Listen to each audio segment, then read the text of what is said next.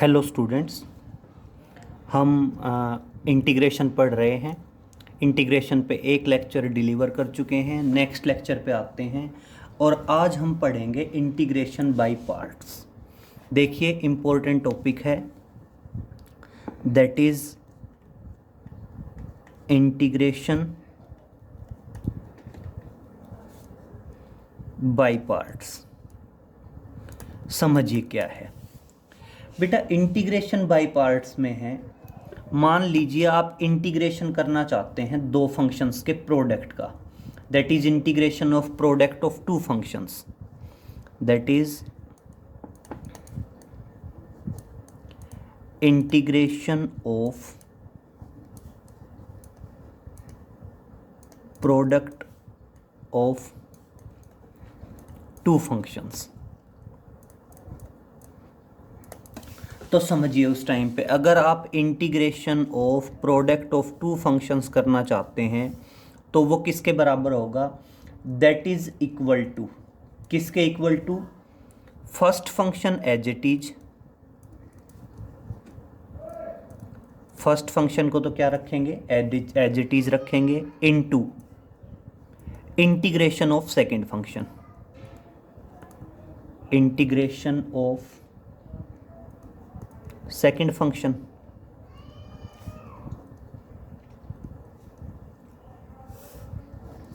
किसके equal to होगा, अगर आप इंटीग्रेशन करना चाहते हैं प्रोडक्ट ऑफ टू फंक्शंस का तो उस टाइम पे आप ध्यान रखेंगे किसके इक्वल टू आएगा, वो first function as it is, उसको मल्टीप्लाई करना है किससे, इंटीग्रेशन ऑफ सेकंड फंक्शन, फिर माइनस आएगा, माइनस में क्या आएगा, integration, that is integration of, किसका integration, that is differentiation of first function, differentiation of first function into multiply में integration of second function, integration of second function, और उसका overall integration तो है ही है। क्लियर, रिपीट कर रहा हूँ, मान लीजिए दो फंक्शन हैं, प्रोडक्ट में है, उसका इंटीग्रेशन करना है तो कभी भी क्या होगा, first function as it is, integration of second function करना है, माइनस इंटीग्रेशन, किसका integration, differentiation of first function, integration of second function, और उसका ओवरऑल इंटीग्रेशन तो है ही है। फर्स्ट फंक्शन या सेकंड फंक्शन किसके बेस पे डिसाइड किए जाएंगे, आइलेट के बेस पे। कभी भी इनवर्स फंक्शन हमेशा फर्स्ट होंगे, लॉगरिथमिक सेकंड। क्लियर, तो देखो ये आपके अलग अलग फंक्शन दे रखे हैं, inverse function, logarithmic function, analog function, trigonometric, exponential. इस तरह से आप डिसाइड करेंगे, ये प्रियोरिटी ऑर्डर है कि कौन सा फर्स्ट फंक्शन बनाना है और कौन सा सेकंड फंक्शन बनाना है। एक एग्जांपल करते हैं, उससे काफ़ी अच्छे से समझ में आएगा। मान लीजिए वो कहता है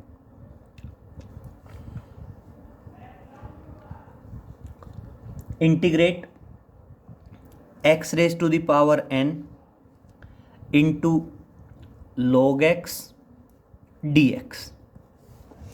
तो अब देखो इंटीग्रेशन है, किसका इंटीग्रेशन है, प्रोडक्ट ऑफ टू फंक्शन, एक फंक्शन ये x raise to the power n है और एक फंक्शन क्या है, log x।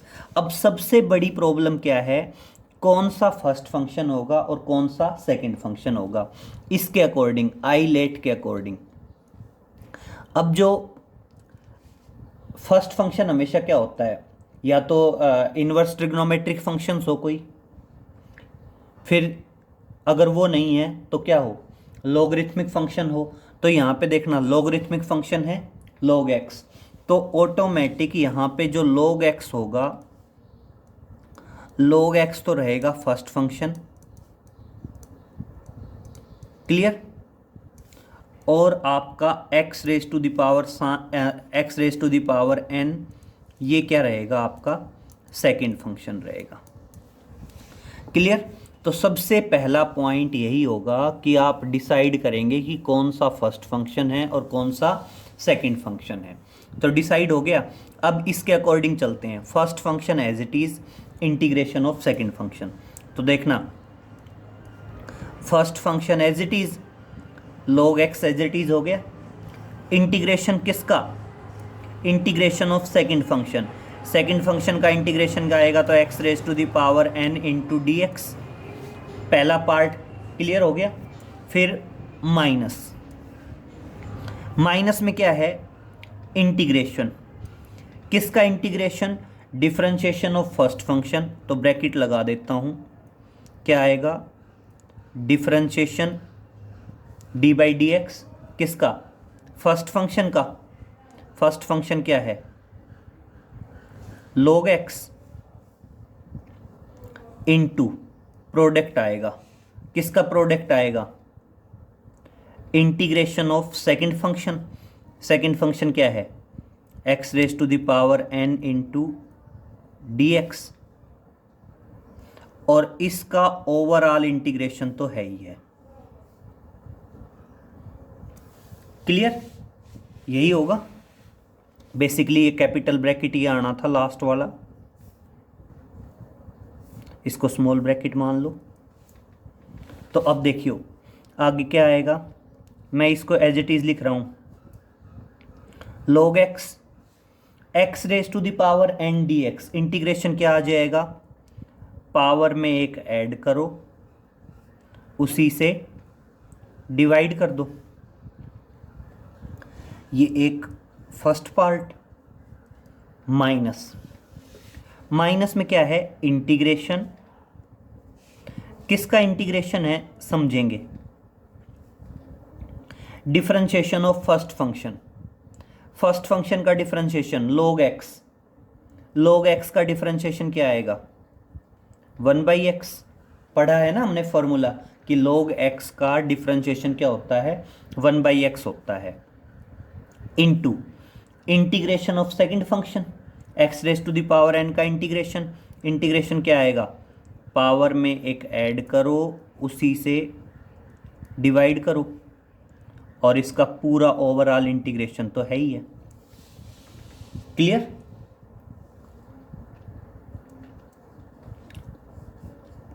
ये ऑलरेडी हो चुका है। log x x raise to the power n plus 1 divided by n plus 1 minus. Minus में अब यहाँ पे क्या है? माइनस में अब यहाँ पे है इंटीग्रेशन। बेटा x ऊपर जाएगा तो x की पावर -1, तो ऑटोमेटिक क्या बचेगा? ये n प्लस 1 -1, तो क्या आ गया? x raise to the power n आ गया, और ओवर n प्लस 1 पहले से है, और इंटू dx। अब समझिए यहाँ पे, अब नेक्स्ट क्या आएगा? अब आप सिंपल कह सकते हैं, सिंप्लीफिकेशन में लिख रहा हूं मैं,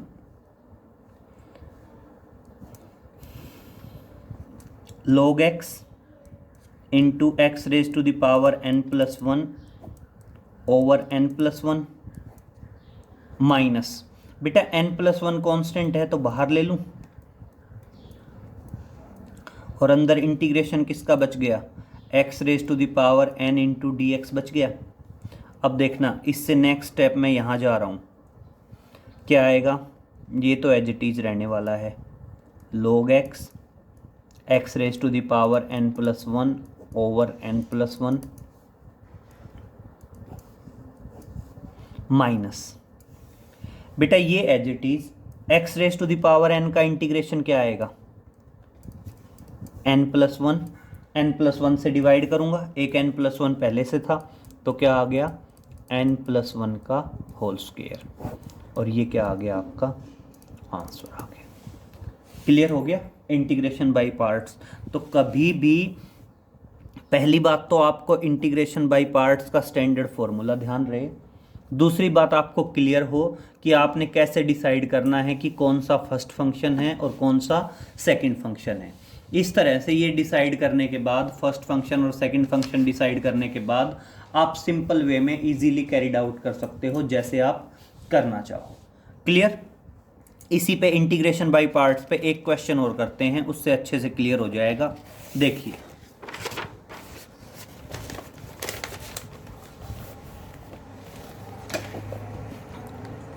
एक क्वेश्चन और करते हैं, समझिए।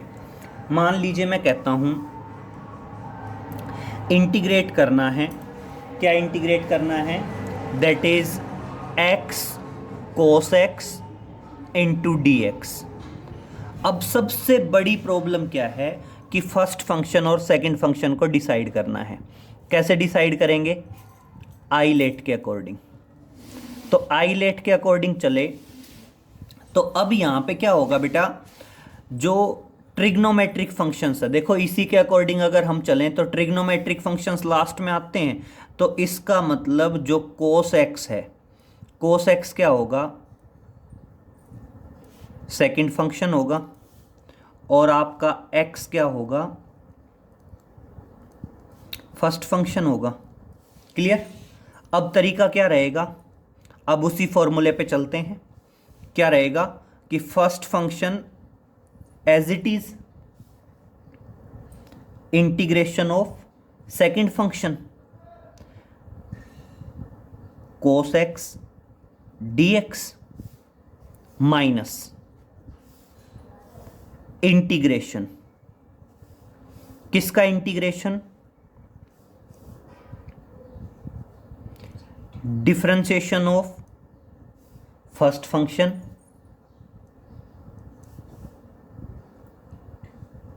Into integration of second function और उसका ओवरऑल इंटीग्रेशन। क्लियर? यही है ना। ये देखो आप इसको ऐसे भी समझ सकते हैं, मान लीजिए मैं कहता हूं first function second function into d x. इसको आप कैसे समझेंगे, इसको आप समझेंगे कि first function as it is integration of second function. Clear? Minus integration, किसका integration, differentiation of first function into integration of second function और उसका ओवरऑल इंटीग्रेशन तो है ही, बशर्ते फर्स्ट और सेकंड फंक्शन किसकी टर्म्स में हो, एक्स की टर्म्स में हो। क्लियर? तो ये आप ध्यान रखेंगे, आना चाहिए इंटीग्रेशन बाय पार्ट्स। अब देखिए इसको अगर हम आगे चलते हैं तो x as it is cos X का इंटीग्रेशन क्या आएगा, माइनस साइन एक्स या प्लस आएगा, तो प्लस साइन एक्स होगा। बताया था ना कल, जो प्रीवियस लेक्चर है उसमें हमने डायरेक्ट फॉर्मूले बताए थे। तो ट्रिग्नोमेट्रिक में साइन एक्स का इंटीग्रेशन तो था माइनस कोस एक्स और कोस एक्स का इंटीग्रेशन था प्लस साइन एक्स। अब देखना माइनस इंटीग्रेशन, अब समझेंगे D by D x of x 1 into integration cos x d x. Cos x d x का इंटीग्रेशन क्या आएगा, साइन एक्स, और इसका ओवरऑल इंटीग्रेशन तो है ही है। तो ये क्या आ गया, ये आ गया x sine x. Clear? Minus integration, किसका integration, sine x d x का इंटीग्रेशन। तो देखना क्या आएगा, एक्स साइन एक्स तो एज इट इज, और बेटा साइन एक्स का इंटीग्रेशन आएगा माइनस कोस एक्स, और माइनस माइनस प्लस हो जाएगा। तो ये क्या आ गया, दैट इज कोस एक्स। तो इस तरह से ये क्या हो गया, आपका इंटीग्रेशन बाय पार्ट्स हो गया। और लिमिट नहीं है, इंडेफिनाइट इंटीग्रेशन है तो इंटीग्रेशन कांस्टेंट तो आप लगा ही लगा दोगे साथ में सी, और ये आपका क्या आ जाएगा, आंसर आ जाएगा। क्लियर? तो आप ये ध्यान रखेंगे इंटीग्रेशन बाय पार्ट्स के जितने भी हैं, इस टाइप से कोई भी क्वेश्चन आप सिंपल वे में कर सकते हैं इंटीग्रेशन बाय पार्ट्स का। बाकी हमने सिंपल उसमें तो बता ही दिया था सिंपल लिमिट लगा के कि किस तरह से कैरीड आउट कर सकते हैं। अब देखिए नेक्स्ट हम करते हैं, मान लीजिए कोई भी एक इंटीग्रेशन कैरीड आउट करते हैं। जैसे अगर सपोज करो आप ये कहते हो कि 1/x dx का इंटीग्रेशन करना है। एक एग्जांपल और देख लीजिए, क्लियर हो जाएगा। डेफिनाइट इंटीग्रेशन का लेके चलते हैं एक एग्जांपल। मान लीजिए आप कहते हो आपने इंटीग्रेशन करना है 1/x dx का, लेकिन मैं यहाँ पे लोअर लिमिट और अपर लिमिट लगा रहा हूँ। तो लोअर लिमिट 3 है, अपर लिमिट है मान लीजिए 4। अब मैंने आपको बताया था 1/x का इंटीग्रेशन क्या आएगा, log x आएगा, डायरेक्ट फॉर्मूला बताया था। तो यहाँ पे समझेंगे 1/x का इंटीग्रेशन आ गया log x, और अब पैटर्न क्या रहेगा, लोअर लिमिट अपर लिमिट। अब क्या होता है, पहले अपर लिमिट x की जगह, फिर माइनस का निशान लगा के x की जगह लोअर लिमिट। तो देखना क्या आएगा। और इस तरह से देखो लोग दो टाइप के होते हैं, एक नेचुरल लोग, एक बेस 10। तो इस टाइप से जो इंटीग्रेशन आएगा वो क्या आएगा, नेचुरल या एक्सपोनेंशियल लोग आएगा। और क्या आएगा, नेचुरल लोग, पहले x की जगह अपर लिमिट, फिर माइनस x की जगह लोअर लिमिट। और बेटा एक फॉर्मूला होता है log a minus log b किसके बराबर होता है, that is equal to log a by B. log a by B का मतलब क्या है, log 4/3, और ये क्या आ जाएगा, आपका आंसर आ जाएगा। नेचुरल लोग कह दीजिए या उसको क्या कह सकते हैं, एक्सपोनेंशियल लोग कह सकते हैं। देखो लॉगरिथम के 3 फॉर्मूले नोट में डालेंगे आप। पहला फॉर्मूला, कभी भी आप ध्यान रखेंगे अगर log a इंटू बी है तो log a इंटू बी का फॉर्मूला होता है log a plus log b। मतलब एडिशन में कर सकते हैं, अगर कोई क्वांटिटी प्रोडक्ट में है और उसका log लिया हुआ है और अगर आप ब्रैकेट खोलते हैं तो उसको सेपरेट सेपरेट लिख सकते हैं, log a plus log b। एक होता है log of a by B. अगर दो फंक्शंस डिवाइड में हैं तो उस टाइम आप ध्यान रखेंगे वो क्या हो सकता है, log a minus log b। Clear.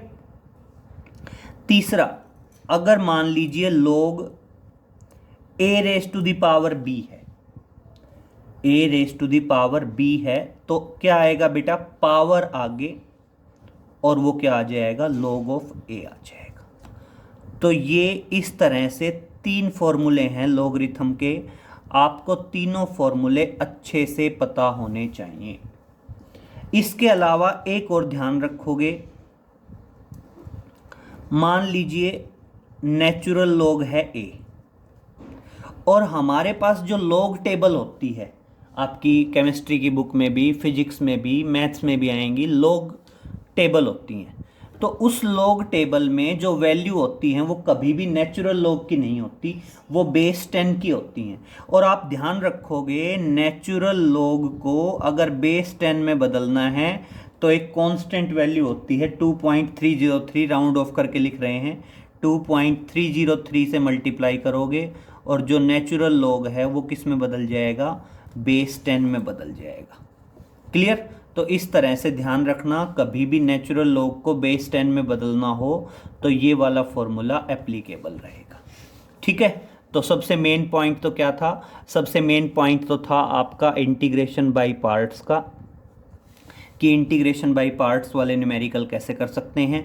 बस 2-3 चीज़ें हैं, एक तो ये स्टैंडर्ड फॉर्मूला याद रहे कि इंटीग्रेशन बाय पार्ट्स के लिए फॉर्मूला क्या होगा, और उससे भी बड़ा पॉइंट, बड़ा इश्यू आता है कि डिसाइड कैसे करें कि कौन सा फर्स्ट फंक्शन है और कौन सा सेकंड फंक्शन है। तो उसके लिए ये एक पॉइंट ध्यान रखेंगे, ILATE, that is inverse function, logarithmic function, analog functions, trigonometrical functions और एक्सपोनेंशियल फंक्शंस।